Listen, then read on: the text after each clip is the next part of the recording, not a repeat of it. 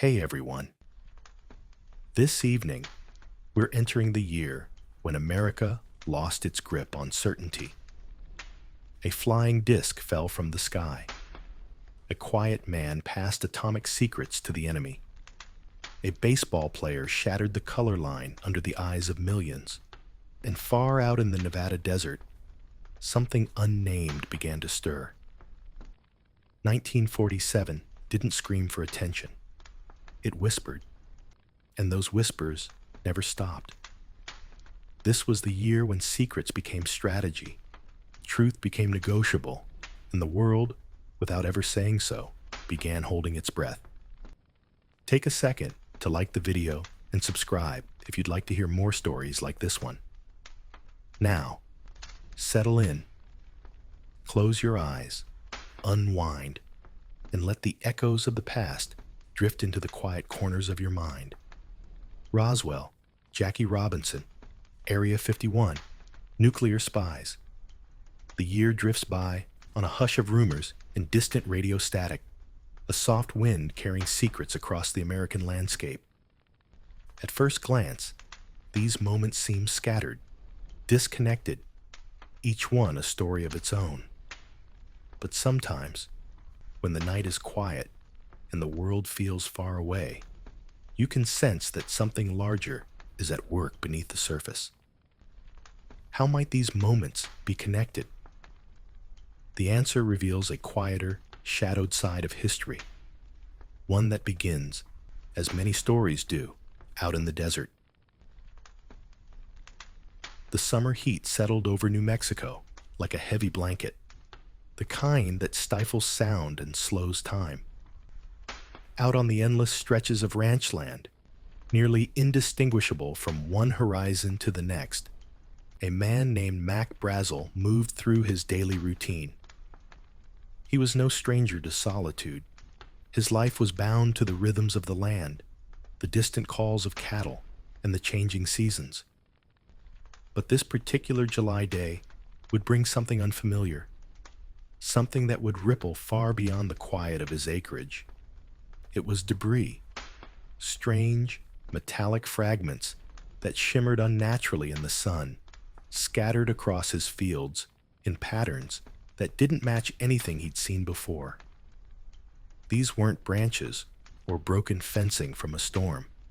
They were thin, tough, oddly pliable, foreign to his practiced hands.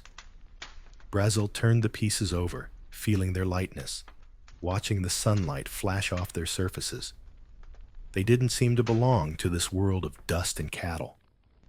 Standing there, he scanned the horizon, a quiet uncertainty settling in. Was it wreckage from a plane? Something from the military? Or had it blown in from somewhere far away? He knew this land, knew what was normal and what was not. And this was not. Curiosity, or perhaps unease, pushed him to seek help. He carried some of the debris into town, setting in motion a chain of events that would soon draw in the local authorities. The Roswell incident, as it would come to be called, began not with a shout, but with a simple question. What had fallen out there in the desert?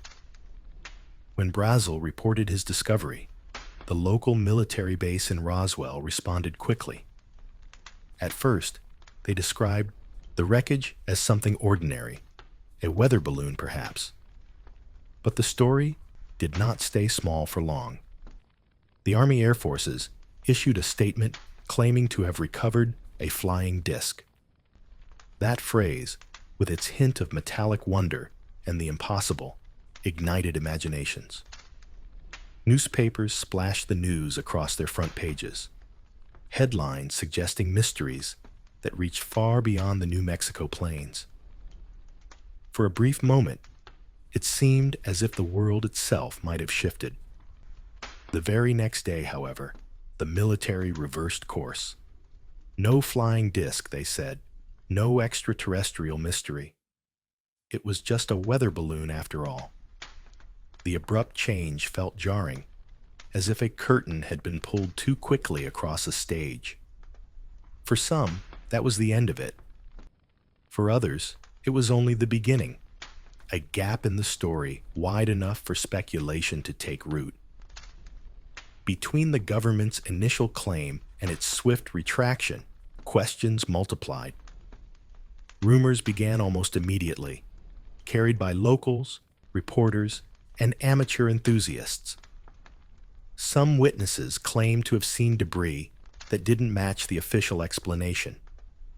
A photograph of a memo, grainy and inconclusive, seemed to hint at something more. The official story, with its neatness and finality, only deepened the sense of mystery. The public's imagination began to fill in the blanks, turning skyward in search of answers. The press frenzy that followed provided the spark, but it was secrecy, wrapped in the authority of uniforms and government stamps, that fueled the fire.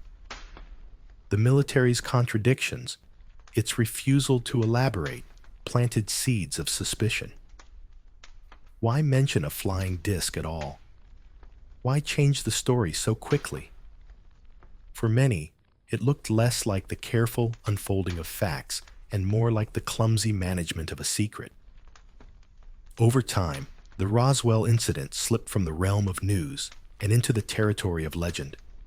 Rumors of covert debris, recovery operations, allegations of hidden alien bodies, and stories of shadowy government labs began to circulate. These tales, speculative and unconfirmed, drifted into popular culture. They were retold, embellished, and polished over the years, evolving into a narrative of mistrust. One where authorities withheld the truth, and ordinary people were left to piece together the fragments.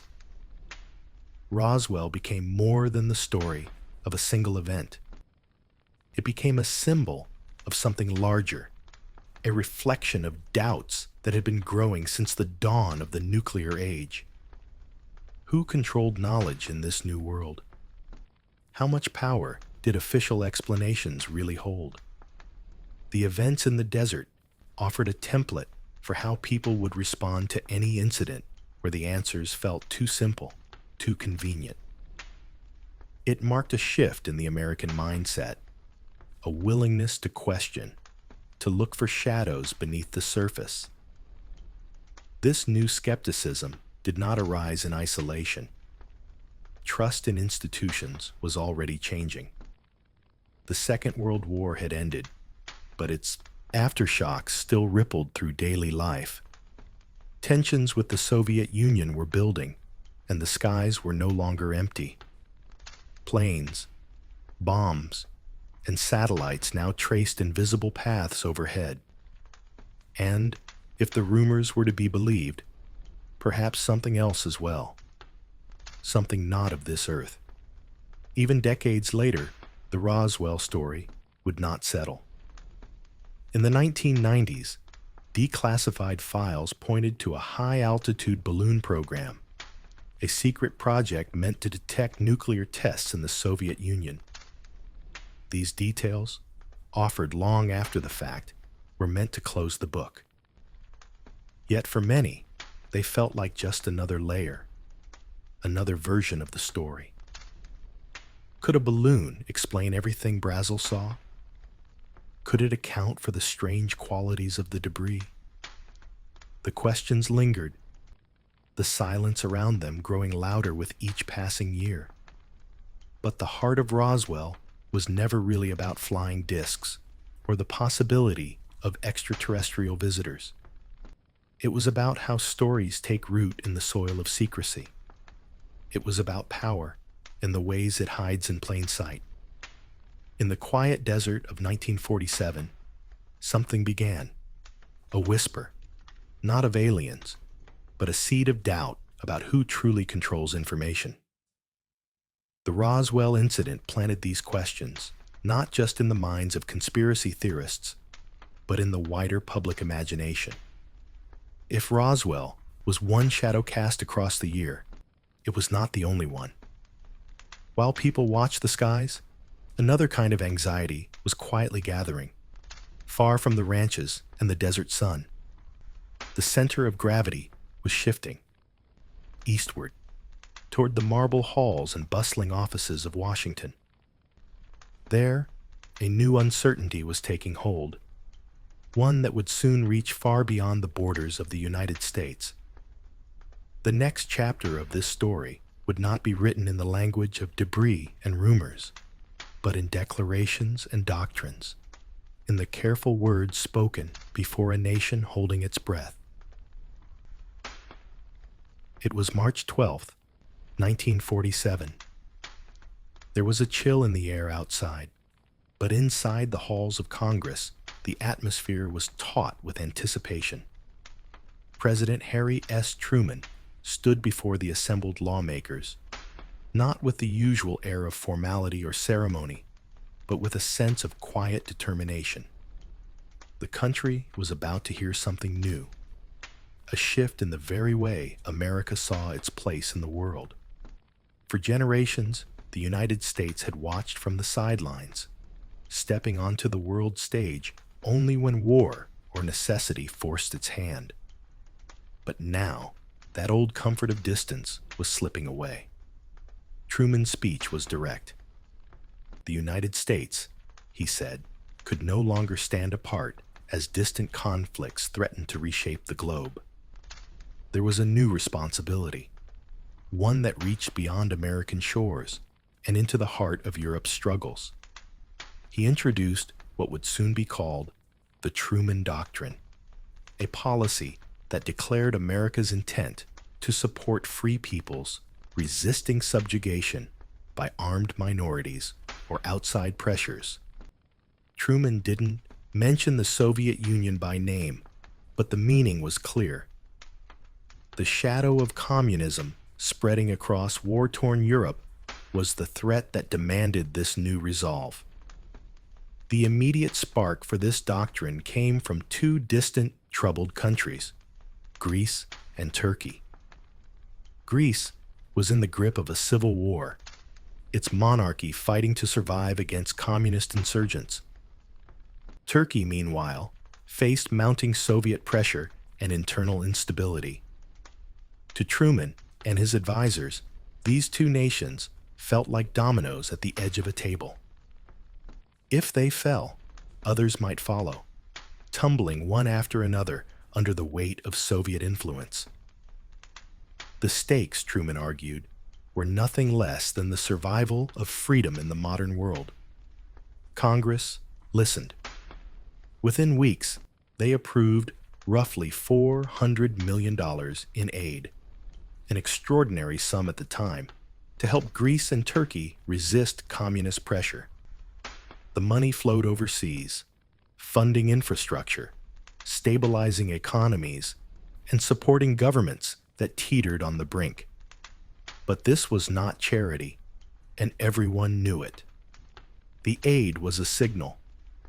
America was drawing a line, marking the places where it would stand against the spread of communism, even if it meant a long and uneasy vigilance.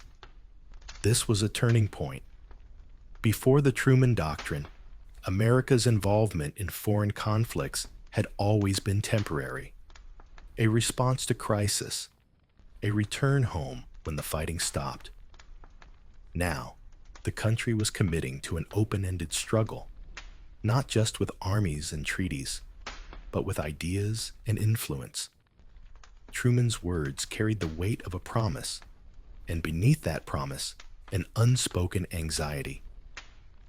If these small nations could fall, what was to stop the tide from reaching the rest of Europe, or even America itself? The shift did not go unnoticed at home. Many Americans, weary from years of war, questioned whether the troubles of distant lands should become their own.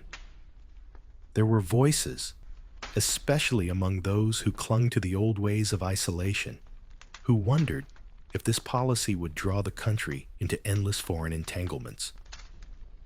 Others, looking at the devastation in Europe and the growing reach of the Soviets, saw Truman's doctrine as a necessary stand.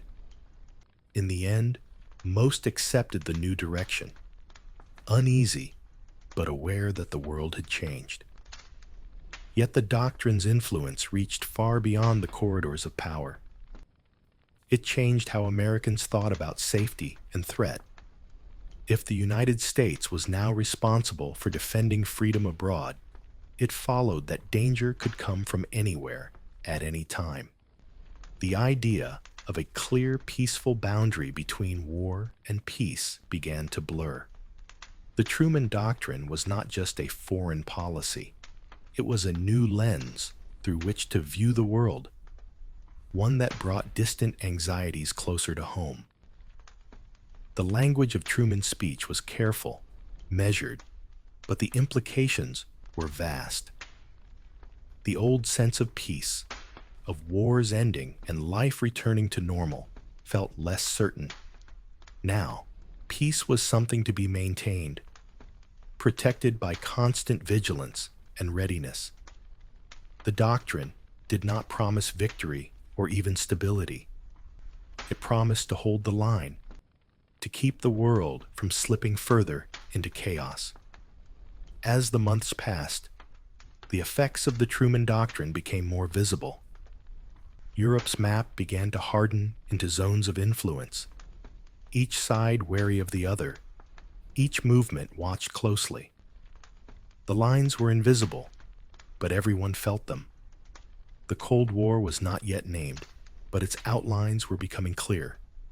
A contest not of armies, but of alliances, ideas, and quiet maneuvers.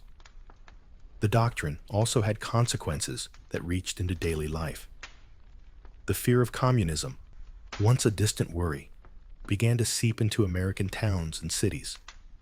Newspapers carried stories of spies and infiltrators, real or imagined. People wondered who could be trusted. The idea of the enemy shifted from armies across oceans to individuals who might live next door or work in the same office.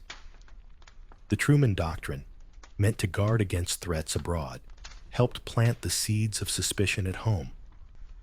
For those who watched these changes unfold, there was a sense of entering uncharted territory. The old rules no longer seemed to apply. The world was divided, but the dividing lines were not always visible. They ran through governments and alliances, but also through friendships, neighborhoods, and workplaces. The struggle was everywhere and nowhere at once. Looking back, historians often mark the Truman Doctrine as the true beginning of the Cold War. It set the tone for decades of rivalry, mistrust, and silent conflict. The doctrine's promise of support for free peoples became the foundation for countless decisions, some public, many hidden. The world became a place of uncertainty, where alliances shifted and secrets mattered as much as armies. But this doctrine did more than send money overseas. It reshaped how Americans saw threats at home, in ways few realized in 1947. The idea that danger could come from within, that loyalty could not always be seen, began to take root. This new sense of unease would soon find its proof, not in distant capitals or foreign fields, but in the quiet rooms and careful routines of everyday life. The boundaries between friend and foe, between safety and suspicion, were growing thinner, sometimes no more than a closed door or a whispered conversation apart. Inside the quiet laboratories of Los Alamos, the world's most closely guarded secrets moved not just in the open, but in the shadows between trusted colleagues. The story of Klaus Fuchs is not the tale of a master of disguise or a figure shrouded in cinematic mystery. Instead, it's the story of a man who blended in, whose presence raised no alarms, and whose careful, measured work was seen as indispensable to the American effort at the dawn of the atomic age. Fuchs, with his reserved manner and sharp intellect, became a fixture among the scientists tasked with building the bomb. He rarely drew attention, and that was his greatest strength. Fuchs was born in Germany in 1911. He grew up in a country caught between wars, but it was the rise of the Nazis that forced him to flee. He landed in Britain, a refugee with a mind for physics and a belief in leftist ideals. When war broke out, his skills drew the attention of Allied intelligence, and soon he was recruited to work on nuclear research. By the time he arrived in the United States, his credentials and story seemed to mark him as a man who had already lost much to tyranny and was eager to help defeat it. Few questioned his motives, but beneath the surface, Fuchs was quietly committed to an idea that nuclear secrets should not belong to any one nation, especially not in a world still trembling from the violence of global war. He saw himself as balancing the scales, not for personal gain, but for what he believed was a greater good. This conviction did not make him loud or defiant. It made him careful, almost invisible. In 1947, the United States had the bomb and believed it held a monopoly on the future. The weapon was more than a tool. It was a symbol of power, a guarantee that no one would threaten American security. But the bomb's true power rested in the knowledge behind it, and that knowledge was supposed to be locked away in the minds of a select few. The Manhattan Project was built on secrecy, and secrecy was built on trust. Fuchs quietly unraveled that trust, one report at a time. His work for Soviet intelligence began during the war and continued after. Fuchs passed along sketches, equations, and technical details, information that let Soviet scientists bypass months, sometimes years, of uncertainty. According to declassified findings from the VENONA project, his reports helped the Soviets shortcut research, accelerating their atomic bomb program by an estimated 2 to 3 years. Instead of a distant, hypothetical threat, the Soviet Union detonated its first atomic bomb in 1949, much sooner than American officials had predicted. The gap between superpowers closed, and the world's balance shifted. The breach did not reveal itself all at once. It came in hints and fragments, the kind of details that only make sense when pieced together with patience and luck. American and British codebreakers, working in secret, began to decipher Soviet cables. The Venona Project, as it was called, eventually pointed to Fuchs as a source of leaks within the atomic program. The evidence grew until it could no longer be ignored. By the late 1940s, suspicions about Fuchs had begun to trouble those who had once trusted him. There were inconsistencies in his background, small signals that something was off. But the idea that a man so central to the Manhattan Project could be a Soviet agent was hard to accept. Investigators hesitated, reluctant to believe that a betrayal of this scale could happen so close to home. When Fuchs finally confessed in 1950, the damage had already been done. But in 1947, the consequences of his actions were just beginning to ripple outward. The bomb was no longer solely an American weapon, and the illusion of technological invulnerability was gone. Fuchs's betrayal forced officials to confront a new reality. The enemy could be anyone, anywhere, maybe even the person sitting across the lab bench. The details of Fuchs's espionage were chilling in their simplicity. He did not smuggle blueprints in a briefcase or meet contacts in shadowy alleys. Instead, he memorized what he learned, reconstructed it in private, and shared it through a network of trusted intermediaries. The information he provided was not just technical, it was strategic. It showed the Soviets not only how to build a bomb, but where American scientists had struggled and succeeded. It was as if a veil had been lifted from the most secret rooms in Los Alamos. The implications were vast. The United States had built its post-war confidence on the idea that it alone possessed the ultimate deterrent. Now, that confidence was shaken. If a single scientist could so dramatically alter the balance of power, what did that mean for the future? The government began to look inward, searching for other vulnerabilities. The question was no longer just about military superiority. It was about the very nature of trust in an age of secrets. Fuchs's motivations set him apart from the caricature of a spy, driven by greed or malice. He acted from conviction, believing that no nation should wield such destructive power alone. He was not paid handsomely for his work, nor did he seek personal fame. Instead, he saw himself as an agent of balance in a world divided by ideology.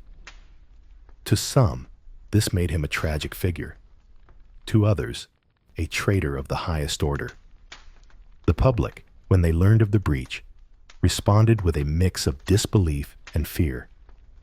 Newspapers ran stories about communist infiltrators, and the specter of espionage became part of daily conversation.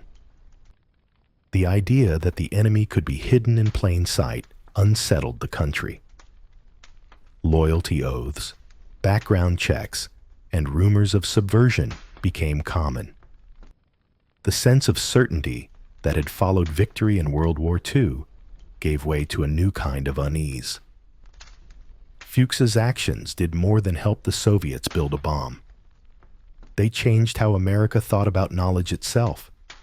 Secrets were no longer just matters of national pride or technical achievement.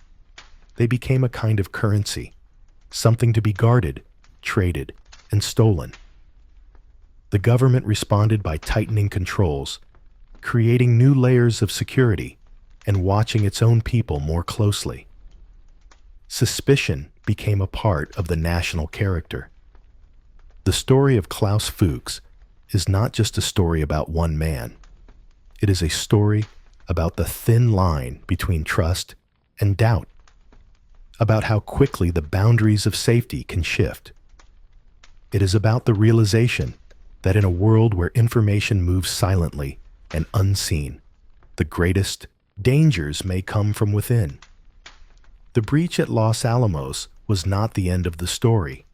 It was the beginning of a new era, one in which secrecy and suspicion would shape the course of history. As the nation absorbed the shock, officials saw the need for new ways to protect secrets and anticipate threats. The old systems, built on trust and informal networks, no longer seemed adequate. The world was changing, and so were the tools needed to navigate it. The next steps would be taken not just in laboratories or on battlefields, but in offices and meeting rooms where the future of intelligence and national security would be quietly, carefully constructed. The summer of 1947 brought more than just heat to Washington. It brought with it a sense that something fundamental had shifted, that the country was entering a new kind of contest, one fought as much in silence as in open confrontation.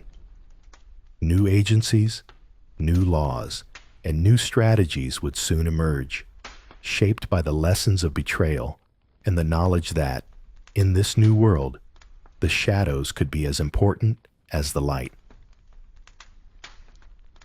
In the heart of Washington, D.C., during the summer of 1947, the city hummed with a quiet tension. The war was over, but the feeling of peace was thin, almost brittle. Something new was taking shape, not out in the open, but in the careful language of legal documents and the shifting priorities of those who charted the country's future. The National Security Act of 1947, dense and bureaucratic on its surface, was more than just a reorganization of the military. Buried inside its provisions was the creation of the Central Intelligence Agency, a new institution built not for battlefields, but for the unseen front lines of a different kind of conflict.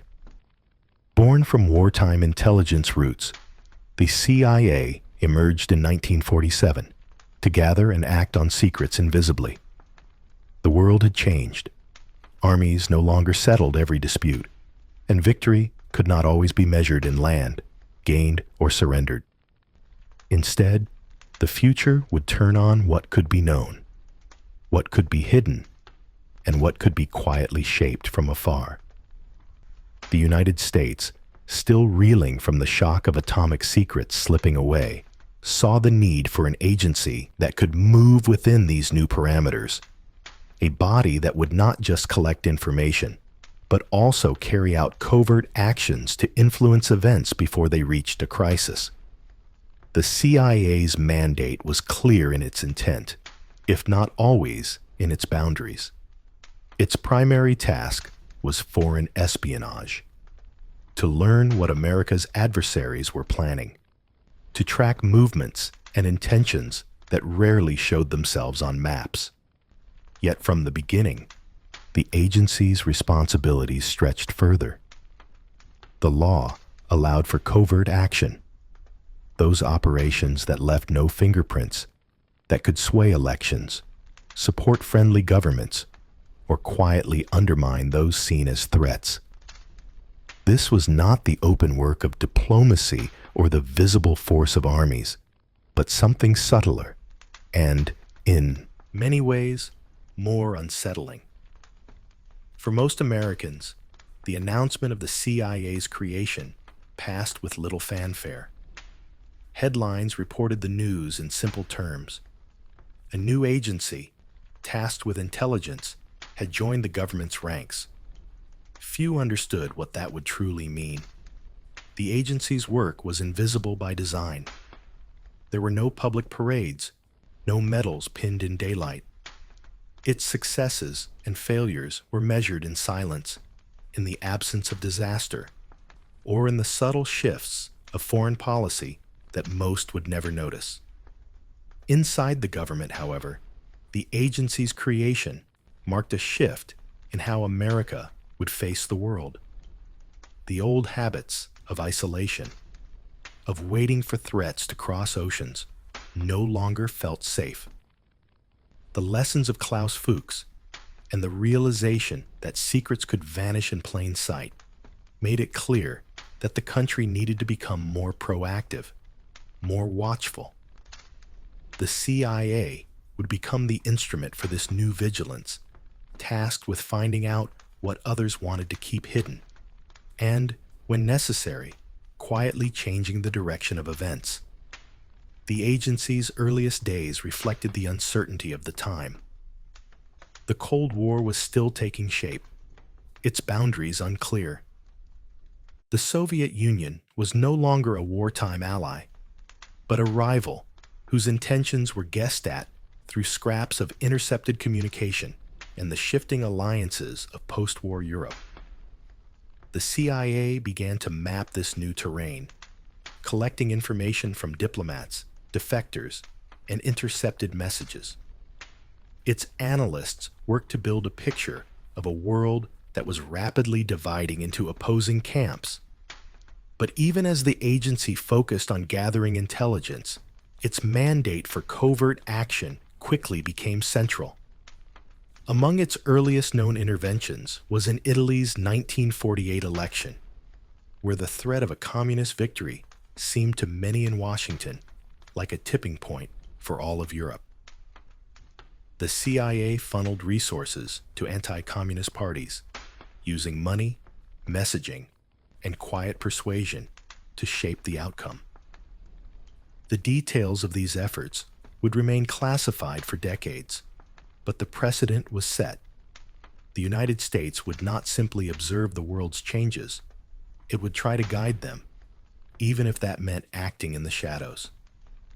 The record of the CIA's very first missions remains sparse, shielded by layers of secrecy and the deliberate vagueness of official reports.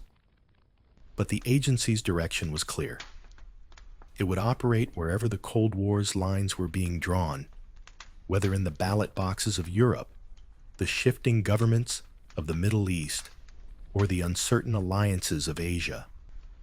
Each operation, no matter how small, was part of a larger effort to keep the world's balance from tipping too far in any one direction. For the public, the CIA was a name more than a reality. There were rumors, of course, stories of agents overseas, of coded messages and secret meetings. But for most, the agency's work was distant, something that happened in far-off places or in the closed rooms of government buildings. Its very secrecy became a kind of reassurance, a sign that someone was watching the world's dangers even if the details were never shared. Yet the agency's secrecy was also a source of unease. The more the CIA operated out of sight, the more its actions became the subject of speculation and suspicion.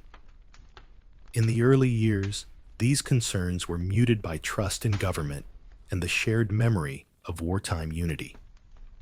But as the Cold War deepened, and as stories of covert operations began to surface, the question of what the agency was truly doing and whether those actions served the public good grew harder to ignore. The CIA's existence marked a new chapter in America's approach to power. No longer content to wait for events to unfold, the country now invested in shaping outcomes from behind the scenes. The agency's analysts and operatives became experts in the arts of persuasion, sabotage, and subterfuge. They learned to read between the lines, to cultivate sources, and to act in ways that left no obvious trace. This was a different kind of warfare, one that required patience, subtlety, and a willingness to operate in moral gray areas. The agency's influence extended beyond foreign policy. Its very presence changed how Americans thought about their own government. The idea that secrets could be necessary, that some actions might never be explained, became part of the national conversation. Some saw this as a necessary adaptation to a dangerous world. Others worried about the cost, about the erosion of transparency, about the risks of unchecked power. By the end of 1947, the CIA was still finding its footing, but the contours of its new world were becoming clear. The agency would grow, sometimes quietly, sometimes dramatically, alongside the Cold War itself. Its successes and failures would shape not only America's role abroad, but also its sense of safety at home. The boundaries between public and private, between what could be known and what must remain hidden, were shifting. And in those hidden operations, Americans began to wonder not just about foreign spies, but about what their own government might be hiding. Beyond the walls of Washington, in places far from the marble corridors of power, other stories were taking root. There were rumors of secret projects and strange lights in the sky, of remote locations where the government's reach seemed to stretch in unexpected directions. Out in the Nevada desert, the land itself seemed to hold its breath, waiting for something to begin. There are places on the map that seem to resist being named, places that slip between the lines of what's official and what's only whispered. In the late 1940s, as the world's attention darted between headlines and rumors, there was a patch of Nevada so empty, so open, that it seemed invisible. The open expanse of Groom Lake made it ideal for secret flight trials away from prying eyes. To the few who worked there, it was called the Ranch. To the rest of the country, it had no name at all, at least not yet. Although official papers don't mention Area 51 until years later, many researchers point to 1947 as the likely start of its desert testing. In that year, the government quietly expanded its reach into the Nevada desert, securing land under the cover of military necessity. There were no grand announcements, no markers staked in the sand. Just a few bureaucratic signatures, some new fencing, and a sense that something important was being set in motion. Something that would remain hidden for decades. Why here? The answer, at least on the surface, is practical.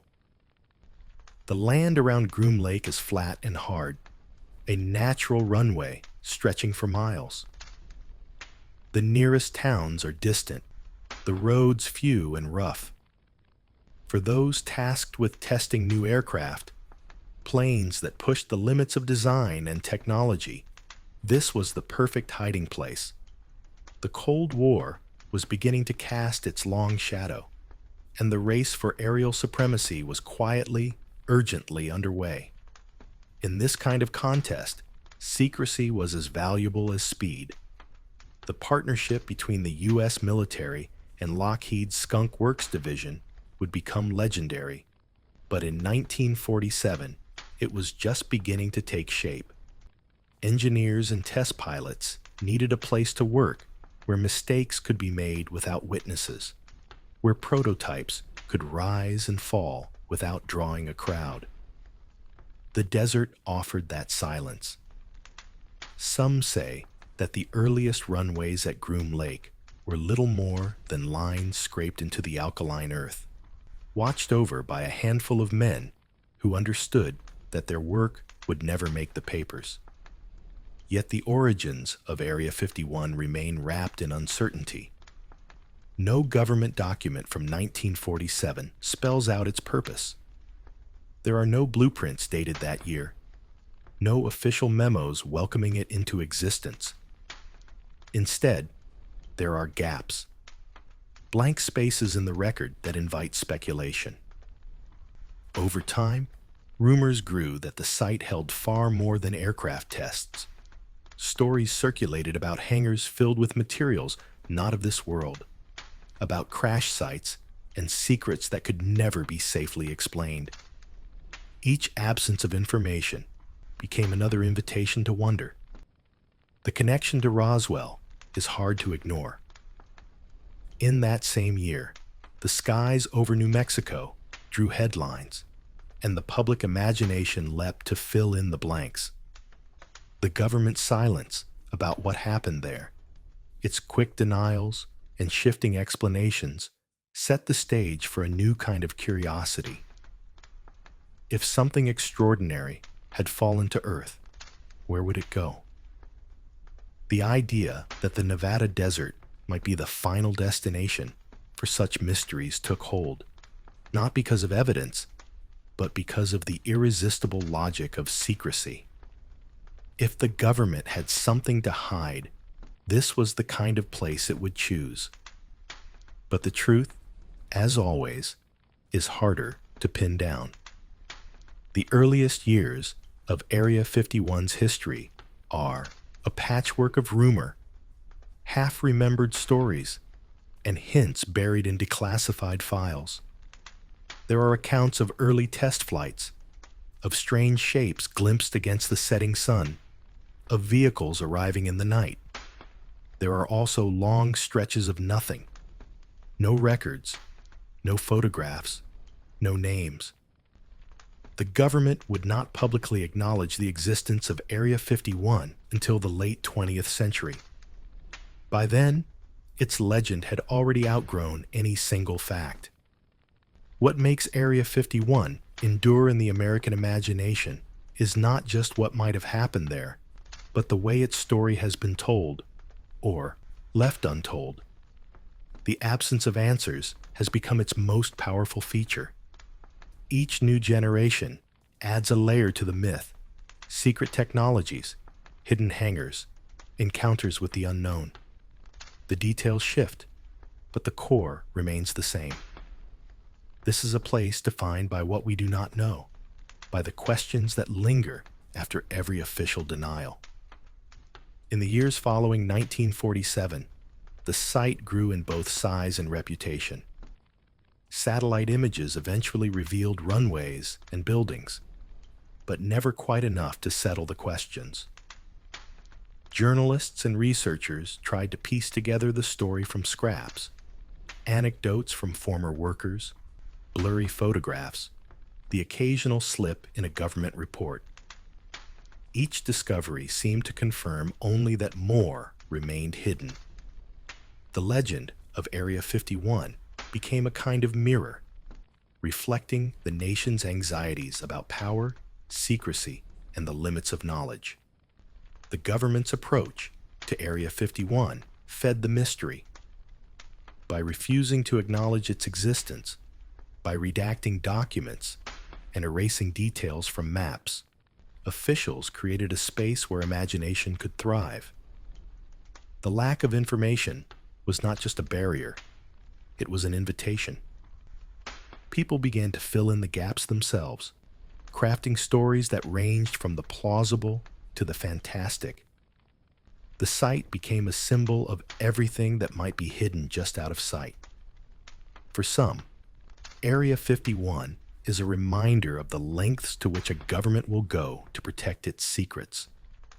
For others, it is proof that the truth is always stranger than fiction. The stories that have grown up around the site, stories of alien artifacts, of advanced technology, of things that defy explanation, are as much about what we fear as what we hope. In the end, the desert does not give up its secrets easily. So in 1947, as the government quietly claimed land in the desert, it unknowingly invited generations of wonder and doubt. The story of Area 51 is not just about hidden planes or classified projects. It is about the space between what is known and what is only imagined. It is about the questions that remain when the answers are kept just out of reach. The year moved on, and the world's attention shifted. In the midst of all this secrecy, not every story was hidden. Some unfolded in full view, under the bright lights and in the open air. While the nation speculated about what might be happening out in the Nevada desert, another kind of history was being made, one that did not depend on silence or shadows, but on the courage to step forward, even when the world was watching.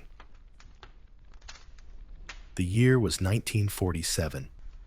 While the world's gaze often drifted to distant threats or the quiet hush of government secrets, something altogether different was happening on a sunlit patch of grass in Brooklyn. A new kind of courage was taking the field. This is the story of Jackie Robinson and the breaking of baseball's color line. A story that unfolded not in the shadows, but in the open, beneath the sharp spring sky, where every eye could see. Baseball, by then, was more than a pastime. It was a ritual, woven into the rhythms of American life. The crack of a bat, the scent of cut grass, the low murmur of crowds in diners and barbershops. These were the sounds and scenes that marked the season. Baseball was a mirror, reflecting the country's values and its contradictions. For decades, that mirror showed a segregated game. The Negro Leagues brimmed with talent, but their stars were kept at arm's length from the major leagues, separated by a line that seemed as fixed as the bases themselves. On April 15th, 1947, Jackie Robinson stepped onto the field for the Brooklyn Dodgers, number 42 stitched to his back. He wasn't just playing a game. He was challenging a barrier that had stood for more than 50 years. Robinson's arrival was not marked by celebration or fanfare. The moment was quiet, almost understated, but the weight it carried was immense. What Robinson shouldered that day was not just the hopes of black athletes, but the possibility of change for an entire nation. The path to that moment was anything but easy. Branch Rickey, The Dodgers' general manager had spent months searching for the right player. Not only someone with skill, but someone with the strength to withstand the storm that would surely follow. Robinson was that man. He had already proven himself as a standout athlete at UCLA and in the Negro Leagues, but the challenge ahead was of a different order.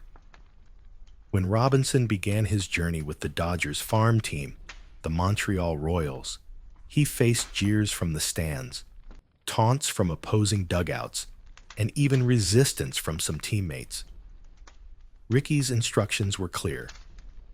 Robinson must show restraint, no matter the provocation. The success of integration depended on his ability to endure without striking back. Through each slur and threat, Robinson held his gaze on the field, refusing to let hatred break his concentration. He played with a quiet intensity, his focus unshaken by the abuse that followed him from city to city. Teammates who once doubted him came to respect his resolve. By the time Robinson took his place at Ebbets Field, his performance had silenced many of the skeptics. Yet the pressure only mounted. Opposing pitchers threw at him. Runners tried to spike him. Off the field, he was turned away from hotels and restaurants. Threatening letters arrived by the handful. Still, Robinson did not waver. While jets and spies worked in shadows, Robinson stepped into the glaring spotlight of history. His every movement was scrutinized. His every word weighed. The stands were filled with those who cheered and those who scowled, but all eyes were on him. Robinson's presence on the field was a direct challenge to the accepted order, a living contradiction to the idea that baseball, and by extension, America, could remain divided forever. Robinson's success was not just in his statistics, though they were impressive.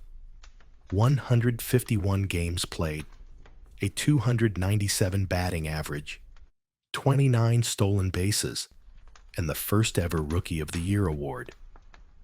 His real legacy was in the way he changed the conversation. Children of all backgrounds wrote to him, inspired by his courage. Black and white fans alike saw in him proof that talent and determination could not be contained by prejudice. Each game he played was an argument against the logic of segregation. Each base stolen a small victory for the idea that the field should be open to all. The symbolism of Robinson's debut was not lost on the public, even if the headlines of the day often focused elsewhere. The world was anxious, preoccupied with the beginnings of the Cold War, with talk of spies and nuclear secrets. Yet here, in the middle of America's favorite game, a different kind of battle was underway. One for dignity, for the right to belong. Robinson's courage was visible, unmissable. It stood in contrast to the hidden conflicts and secret fears that marked so much of 1947. The challenges Robinson faced were relentless. For every cheer, there was a jeer. For every handshake, a cold shoulder. Some teammates signed a petition refusing to play alongside him, but others, seeing his determination, stood by him. The abuse he endured was not confined to the ballpark. It followed him into the streets, into the hotels that refused him a bed, into the mail that brought both praise and hate. Yet Robinson's restraint, his refusal to answer hate with hate, became his greatest strength. He played, he ran, he stole bases, not just for himself, but for everyone who had been told to wait their turn. Robinson's presence forced the nation to confront its contradictions. Here was a country that called itself free, yet kept its playing fields divided.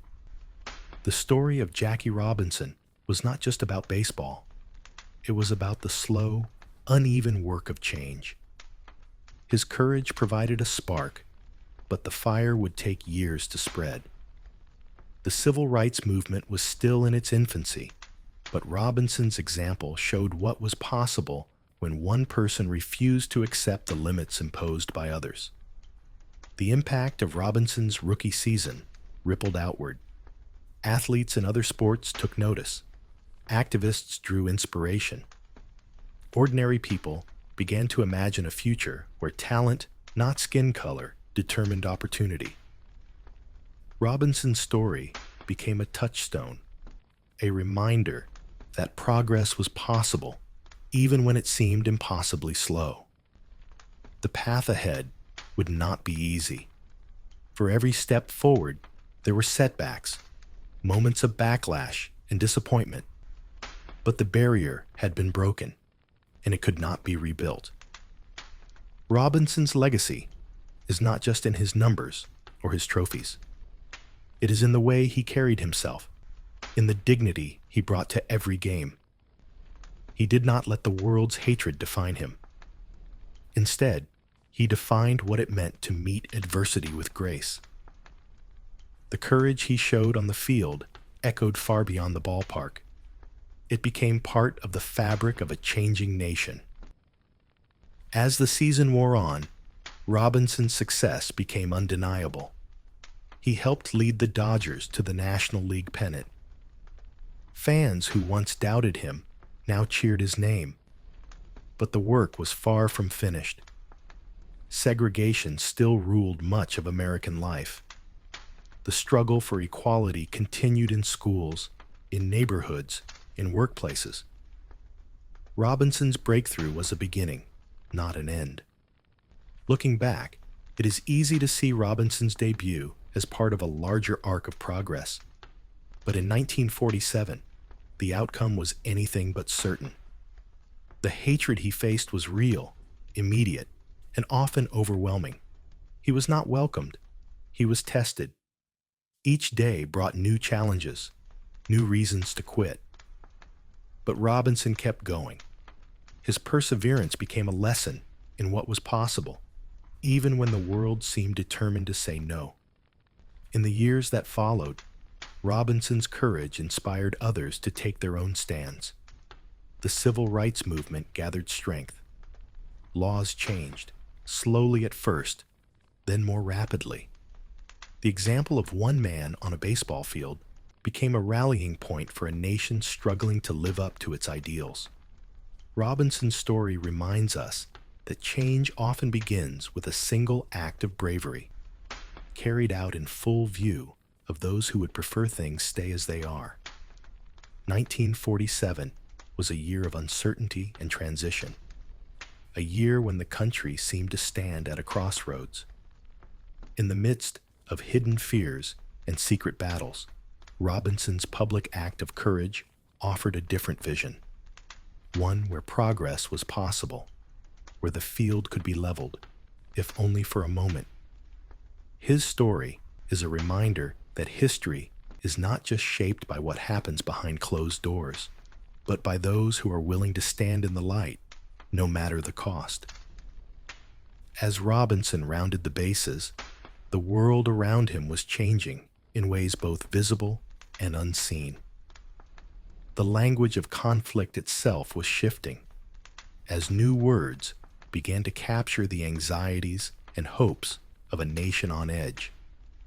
The next chapter of 1947's story would not be written on the field, but in the way people talked about the world, how a single phrase could frame an era, and how the power of a name could help shape the battles yet to come.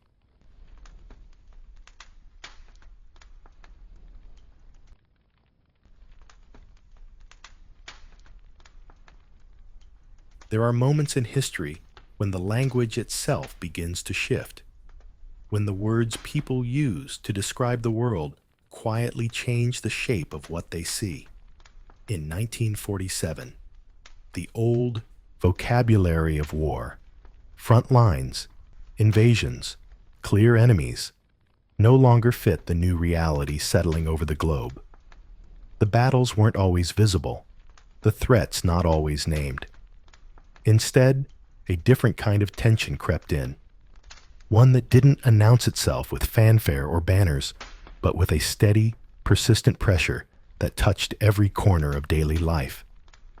It needed a name, and before long, it found one: the Cold War. The phrase had been used before, most notably by George Orwell in his 1945 essays, where he warned of a world divided by suspicion and perpetual standoff. But it was in 1947 that Cold War began to appear in speeches, headlines, and conversations, capturing the mood of an era that felt both familiar and unsettlingly new. The term seemed to crystallize the strange, uneasy feeling that had settled over the post-war world, a sense that the fighting had stopped, but the danger had not. Cold War felt like a freeze on global trust, a low hum of unease rather than open battle. What made the phrase so powerful was its restraint. Unlike the great wars that had come before, this conflict was not about armies clashing or territory changing hands. It was about waiting, watching, and wondering what might come next. The words themselves evoked a kind of stillness, a world held in suspension. Yet beneath that surface, the machinery of rivalry was always in motion. Spies crossing borders under false names, diplomats testing the limits of language, scientists racing to unlock secrets that could tip the balance of power. For policymakers and the public alike, the Cold War label offered a way to make sense of a world that no longer followed the old rules. The Truman Doctrine had already called for vigilance against threats that might never be seen, and the Marshall Plan was beginning to reshape Europe's future with dollars instead of divisions. But it was this new phrase, simple and stark, that gave the era its defining shape. It allowed people to talk about what they felt, but couldn't quite explain. The sense that everything was connected, that every headline and rumor might be part of something larger, colder, and more permanent. The language of the Cold War did more than describe events. It shaped them. Once, the world was divided into two camps, East and West, democracy and communism. Every action took on new significance. A strike in a factory, an election in a distant country, even a scientific breakthrough could be read as a move in a global chess game. The phrase brought a kind of order to the chaos, but it also introduced a new anxiety. If the world was locked in a cold conflict, then every day was a test, every decision a potential turning point. This new way of seeing filtered down into ordinary life. Newspapers began to use the term with increasing frequency, and soon readers found themselves looking for signs of the Cold War in every story. Was a new treaty a sign of progress or a trick? Was a neighbor's strange behavior just a quirk or something more sinister? The boundaries between public and private, foreign and domestic, started to blur. The Cold War was everywhere and nowhere, a presence felt even when it wasn't seen. The ambiguity of the phrase was part of its power. It described a conflict that was as much psychological as political, a struggle for the mind as well as the map. People learned to live with uncertainty, to read between the lines of official statements, to wonder what might be happening behind closed doors. The idea of a Cold War encouraged vigilance, but it also bred suspicion. If the enemy could be anywhere, then trust became a rare and precious thing. The phrase also gave leaders a tool for shaping public opinion. By framing policies as responses to the Cold War, officials could justify actions that might otherwise have seemed extreme. Military buildups, loyalty oaths, secret investigations. The words themselves became a kind of shield, a way to explain the need for caution, for sacrifice, for a constant readiness that had no clear endpoint. The Cold War was not a war to be won in the traditional sense. It was a condition to be endured. In the cultural sphere, the Cold War quickly became a backdrop for stories both real and imagined. Films, novels, and radio shows began to reflect the new atmosphere of suspicion and intrigue. Children learned to duck and cover in school drills, while adults debated the meaning of the latest news from Berlin or Moscow. The phrase took on a life of its own, shaping not just policy, but imagination. The world became a place of secrets and shadows, where even the most ordinary moments might be part of something larger. Yet for all its reach, the Cold War remained an abstraction for many, a name for a set of feelings and fears that were hard to pin down. People went about their lives, but the sense of unease lingered. The phrase suggested that the world could change in an instant, that peace was always provisional. It was a reminder that the old certainties were gone, replaced by a new kind of vigilance that demanded attention even in the absence of clear threats. The adoption of the term marked a turning point not just in politics, but in the way people thought about the future. It encouraged a sense of continuity between events that might otherwise have seemed unrelated. A speech in Washington, a test flight in Nevada, a baseball game in Brooklyn. All became part of the same story, linked by the invisible threads of suspicion and rivalry. The Cold War was not just a label for a conflict. It was a way of organizing the world, of making sense of a time that often seemed senseless. As the year drew to a close, the phrase had settled into the language of everyday life. It appeared in editorials and official reports, in conversations at kitchen tables, and in the halls of power. The Cold War became the frame through which people viewed the news, interpreted policies, and understood their own anxieties. It was a lens that brought the distant and the immediate into focus, that made the abstract feel personal. By year's end, those two words had become a lens through which every news report, every policy, and every rumor was viewed. The Cold War was no longer just a phrase. It was a presence, shaping the way people saw the world and their place in it. It set the tone for an era defined by uncertainty, vigilance, and the quiet hum of something always just beneath the surface. And as that hum grew, gathering strength beneath the routines of daily life, the story of 1947 was far from finished. The world was changing, quietly, steadily, in ways that were both visible and hidden.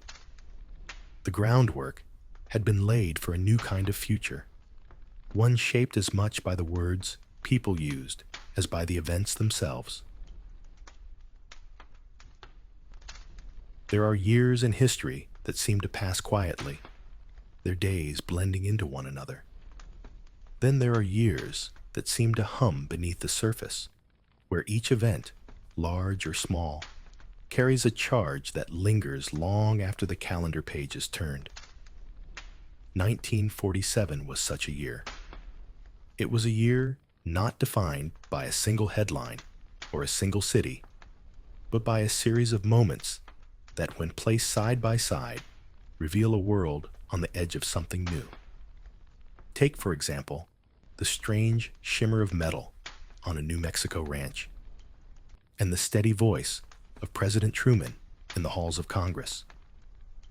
These two images, one grounded in the dust and sunlight of the American West, the other echoing in the marble corridors of power, seem to have little in common. Yet both mark the beginning of a new way of thinking about the world. Each, in its own way, signaled a shift, from certainty to uncertainty, from open fields to closed doors, from what could be seen to what might be hidden. 1947 is remembered for 5 moments that together shaped the future. In the desert, the Roswell incident planted the seed of doubt, a reminder that not every official explanation could be taken at face value. In Washington, the Truman Doctrine redrew the boundaries of American responsibility, opening the door to a kind of vigilance that would stretch across continents. At Los Alamos, Klaus Fuchs's quiet betrayal made it clear that secrets, no matter how closely guarded, could slip away in the night. In Nevada, the first rumors of Area 51 hinted at a new age of hidden projects and invisible frontiers. And on a baseball diamond in Brooklyn, Jackie Robinson's calm resolve broke a barrier that had held for generations, showing that courage could bring change into the light, even as the world around him grew more shadowed. What connects these stories is not just their timing, but the way they circle around the tension between secrecy and revelation. In 1947, the lines between what was public and what was private, what was spoken and what was kept silent, began to blur. The government learned to guard its knowledge more closely, even as the public learned to question what it was told. Trust became a more fragile thing, and the sense that something important might be happening just out of sight became a quiet undercurrent in daily life. The Roswell incident, for all its unanswered questions, did more than launch 1,000 theories about visitors from the sky.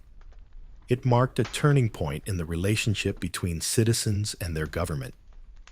The quick shift from flying disc to weather balloon was a lesson in how official narratives could change overnight, and how the truth could become slippery when wrapped in secrecy.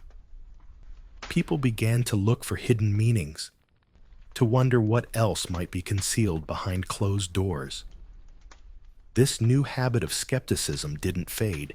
It grew, shaping the way Americans would respond to every unexplained event or sudden reversal in the years to come. Meanwhile, the Truman Doctrine set a new course for the nation. By promising to support free peoples everywhere, the United States stepped into a role that required constant watchfulness and a willingness to act in the shadows as well as in the open.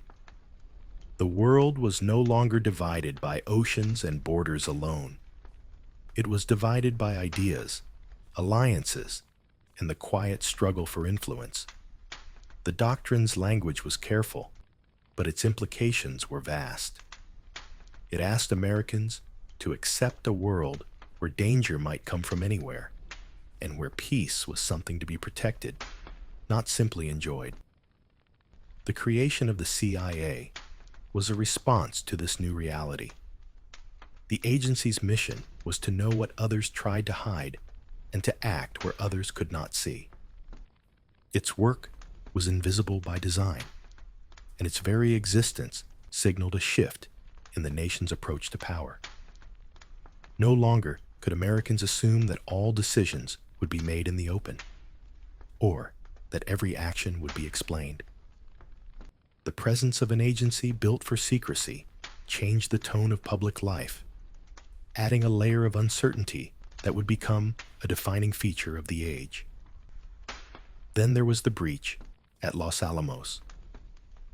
Klaus Fuchs's quiet, methodical passing of secrets to the Soviet Union was more than a spy story. It was a revelation that knowledge itself could be as dangerous as any weapon. The realization that the country's most sensitive information could be stolen by someone trusted and familiar shook the foundations of confidence. It made clear that the old boundaries between friend and foe, between inside and outside, were no longer reliable. Suspicion seeped into workplaces, neighborhoods, and even families as the fear of hidden threats became part of the national mood. Amidst all this secrecy and suspicion, Jackie Robinson's debut with the Brooklyn Dodgers, offered a different kind of lesson. His courage was visible, his struggle public. Where others worked in the shadows, Robinson's challenge was to endure in the light, to remain unbroken in the face of open hostility. His success did not erase the divisions of the past, but it showed that change was possible and that even the smallest act of bravery could ripple outward, touching lives far beyond the ballpark. In a year marked by hidden currents, Robinson's presence was a reminder that some battles must be fought where everyone can see. Each of these events, on its own, would be enough to mark 1947 as significant. But together, they reveal a deeper pattern. A year when the world's surface began to shift, guided by subterranean currents that would shape decades to come. The balance between openness and secrecy, between trust and doubt, was recalibrated.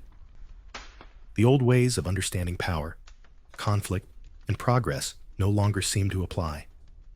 Instead, a new set of rules emerged. Rules that valued caution as much as curiosity, and that blurred the lines between what was known and what was only suspected. The aftermath of 1947 can be traced in the way people talked about the world, in the questions they learned to ask, and in the habits of mind that became second nature. The language of the Cold War entered daily life, not just as a description of international rivalry, but as a way of explaining everything from neighborhood gossip to national policy.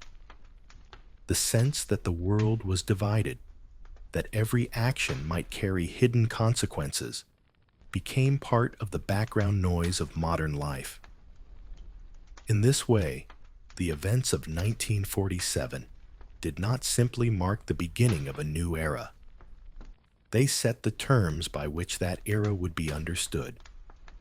The legacy of that year is visible in the institutions that grew from it, in the stories that have been told and retold, and in the quiet habits of doubt and vigilance that linger even now. The CIA, the doctrine of containment, the mythos of Roswell, the legend of Jackie Robinson, all are threads woven through the fabric of the present.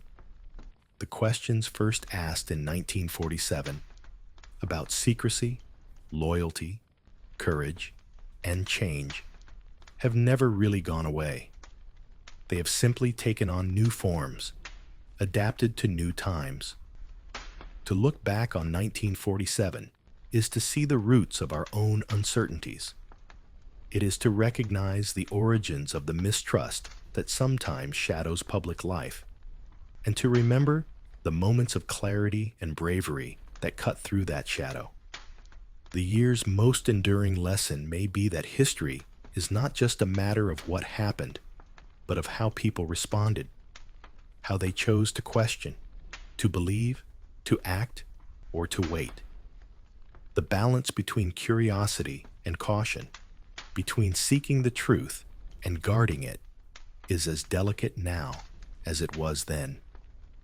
In the end, 1947 didn't just change history.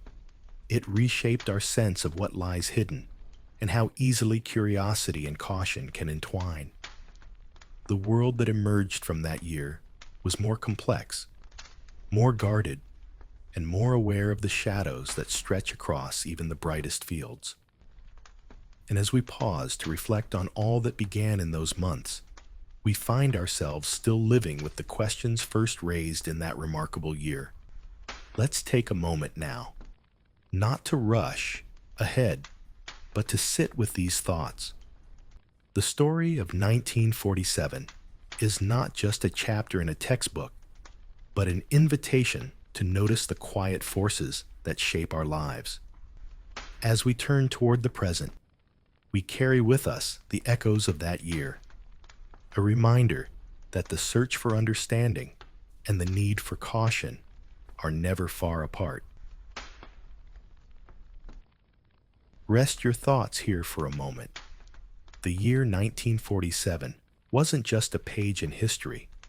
It was the blueprint for how the modern world thinks and feels, from neighborhood fears of spies to dreams of breaking barriers on baseball diamonds. Secrecy, suspicion, courage, and quiet rebellion. The echoes of that year shaped the rhythm of our time. From silent labs to loud crowds, the ripples of those moments define trust, fear, and possibility. Which other years shaped our hidden stories? Let the sounds of now fade, and remember, history does not merely tell us who we were. It reminds us how much of it we're still living. If this whisper of history stirred your curiosity, subscribe and join us next time for another slow journey through the past.